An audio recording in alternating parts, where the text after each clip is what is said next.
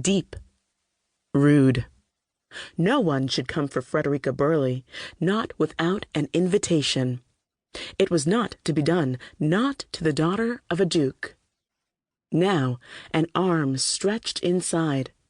Panic, perspiration, and rapid blinks seemed to get her eyes working.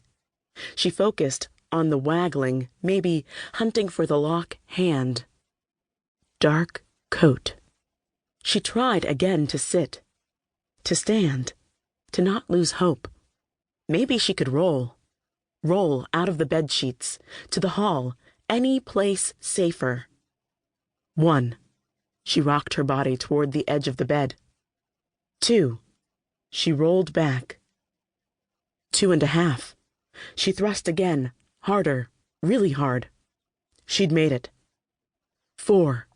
She held her breath, then tipped over, flopping to the floor. Air pushed from her stomach, up her throat, and out her lips that barely worked. Her face landed on the frilly slipper she'd worn that day to the wedding. Getting caught with some man on the Duke's day, no matter how she hated her father being married, wasn't to be done. I hear you. I'm coming for you, my sweetest. Just need the latch to obey. Her heart slammed into her chest. Her palms turned clammy, dead cold. Sweetest? Wasn't that the same word the man who had responded to her advertisement had used? The man who wanted to marry her.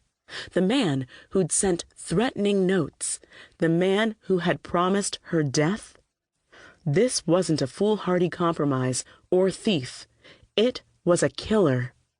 She started to crawl or shuffle, but her knees kept tangling in her long nightgown, slipping, scooting, wanting to run to the door. She tumbled and looked back. The curtains rustled and revealed a man's leg. Oh, no, no, no, no. Hiking her nightgown, balling up the ruffles to free her knees, she pushed into the hall. The noise of the remaining wedding guests, the sweet violins, and amateurs' off-key pianoforte reached her ear. She needed to get their attention. She opened her mouth, but couldn't manage a scream above a sigh. No one would hear her. No one was coming to save her. No, that wouldn't be her story. Nearing a half-open threshold, she pushed and flopped inside. Kicking at the door, she closed it. Her eyes adjusted to the pitch-black bedchamber, but her pulse still raced. She was a doorknob's twist away from a killer. Knees stinging, one rubbed raw from the stiff nape of the Duke's Indian silk rugs. She crawled deeper into the room. She hit something.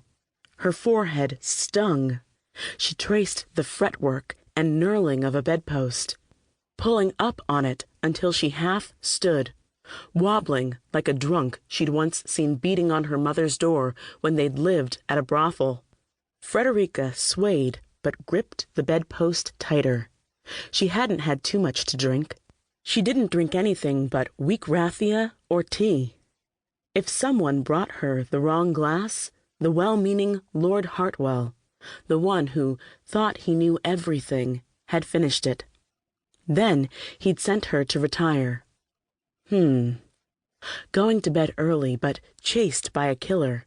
Did that mean she would win the argument with the Viscount? She'd collect a sweet Gunter's ice from Hartwell if she lived. In her heart, she'd give up a month of bonbons for one of his lectures right now. Then she wouldn't be alone or scared. Loud voices sounded in the hall outside the door. Men's voices. Angry voices. Hide. She dove headlong into the bed, sinking into the mattress. The down stuffing cradled her as she burrowed into bedclothes. A soft blanket, smooth, crisp sheets. The door creaked open. She gripped the wool over her head, closed her eyes, prayed for salvation, then played dead.